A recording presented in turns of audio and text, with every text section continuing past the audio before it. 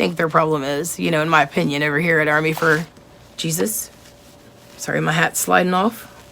All right. My opinion, over here, I think they're upset because the things I'm saying may have some truth to it. You know, a little bit of truth. And they get a little upset about that, you know. Interesting. But at any rate, let them show who they really are, because I guarantee you they are. I'm sure of it. I bet you they are. I'm sure of it.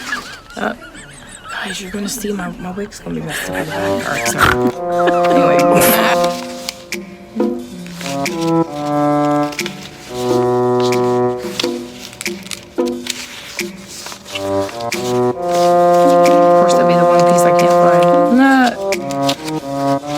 Anyway, basically the only time I thought I saw that he said that, or that it was said, is that Sam Brown said that it was Kylie Rodni.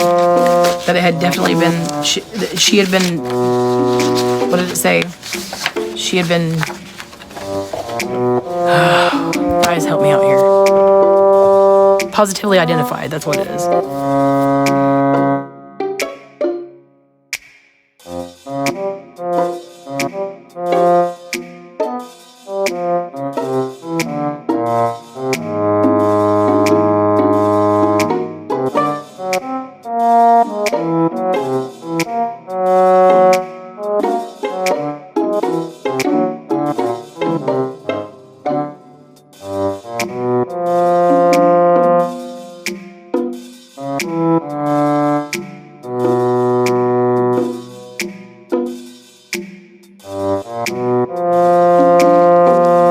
Here it is. I found it.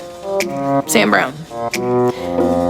On August 23rd, 2022, at approximately 10:20 hours, I received a phone call from Captain Sam Brown. Captain Brown told me the decedent in case blah, blah, blah, blah, had been positively identified as Kylie Rodni.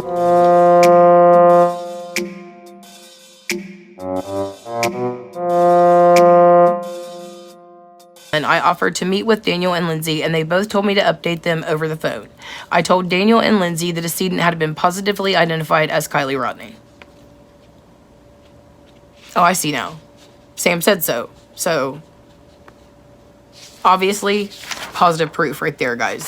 So Sam positively identified as Kylie. All right, that's the closest we're going to get. But let's continue.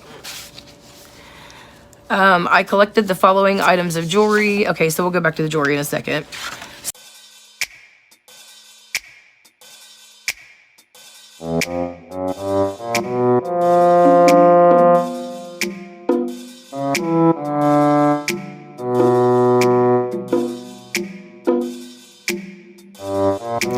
So that would have been 2 days later at 10:20 in the morning.